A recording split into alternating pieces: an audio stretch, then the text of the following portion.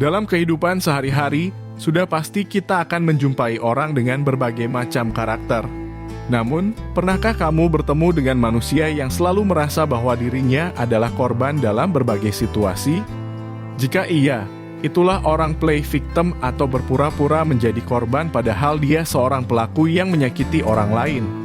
Pada video kali ini, Mimin mau ajak kalian untuk membahas tentang 6 tanda-tanda orang play victim yang harus kamu sadari dan waspadai supaya kamu tidak terjerumus pada lubang permainannya.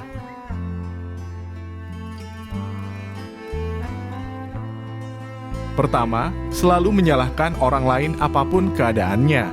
Ciri yang pertama ini sangat spesifik karena mereka akan selalu bermain menjadi korban dan selalu menyalahkan orang lain atas masalah yang mereka hadapi. Orang play victim juga tidak akan pernah mau mengakui kesalahan atau tanggung jawab mereka. Mereka lebih suka menempatkan diri sebagai pihak yang dirugikan, meskipun faktanya tidak demikian. Perilaku ini seringkali menjadikan mereka terlihat seperti orang yang tidak beruntung dalam kehidupannya. Hati-hati, sebab apa yang diucapkan dengan iringan air matanya itu terkadang hanyalah drama untuk meyakinkan orang bahwa dirinya lah korbannya. Dengan melimpahkan masalah kepada orang lain, mereka tidak akan dikritik dan tetap mendapatkan simpati dari orang-orang di sekitarnya. Kedua, tidak pernah merasa cukup. Orang play victim cenderung merasa bahwa apa yang mereka lakukan dan miliki tidak pernah cukup. Seolah-olah dunia jahat kepadanya, mereka akan selalu merasa dirugikan atau tidak dihargai. Padahal, mereka sudah sering dibantu dan didukung oleh orang sekitarnya. Tapi itu semua hanyalah bayangan semu untuk orang-orang play victim. Perasaan ini memang tumbuh karena sudah menjadi kebiasaan mereka ketika menghadapi masalah.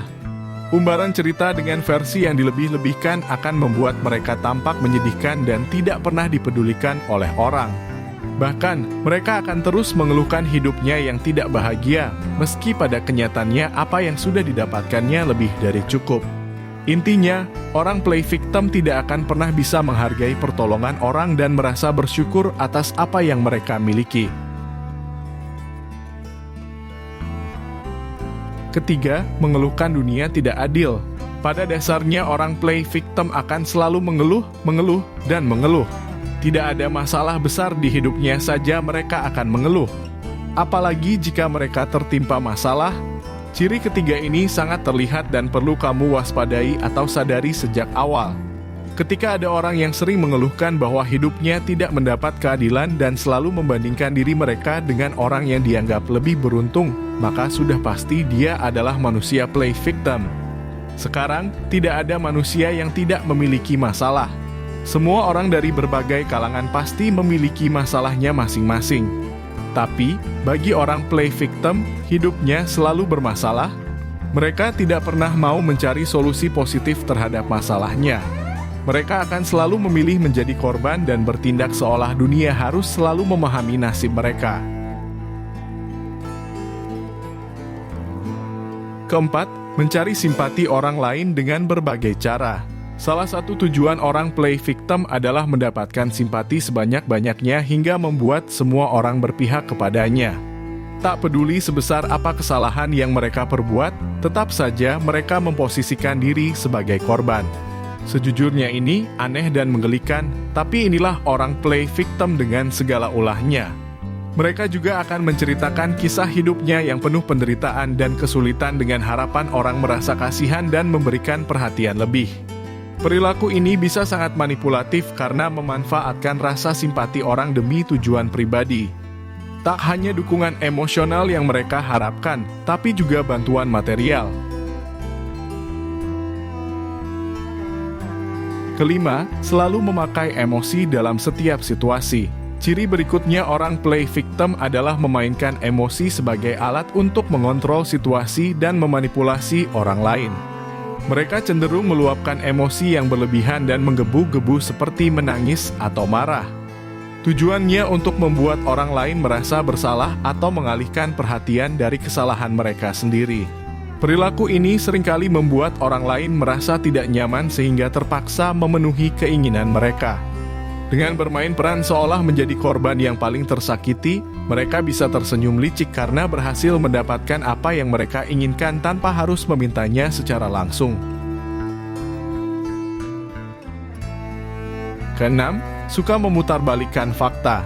Selalu waspada jika berurusan dengan orang play victim. Mereka bisa mengalahkan seorang penulis dalam merangkai cerita. Sebab, mereka akan memutarbalikkan fakta yang ada menjadi cerita yang sesuai dengan narasi karangannya sendiri. Pada akhirnya, inti dari cerita yang dibuat akan mengarahkannya sebagai korban yang tersudutkan. Bahkan, saking niatnya mereka akan mulai mengubah detail kecil dalam cerita hingga menjadi sebuah karangan yang sempurna. Dengan cara ini, mereka mencoba mempengaruhi persepsi orang lain dan membuat mereka tampak lebih tidak berdaya atau dirugikan daripada orang yang sebenarnya dirugikan oleh mereka. Memutarbalikkan fakta juga memungkinkan mereka untuk menghindari tanggung jawab dan mendapatkan dukungan dari orang lain.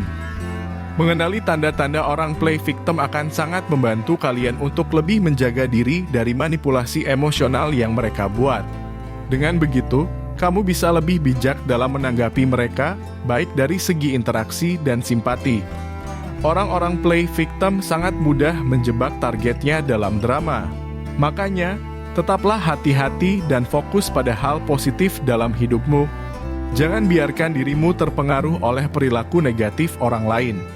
Terima kasih sudah menikmati video ini dan tetap ikuti channel YouTube Mimin untuk mendapatkan informasi menarik lainnya. Sampai jumpa di video yang selanjutnya.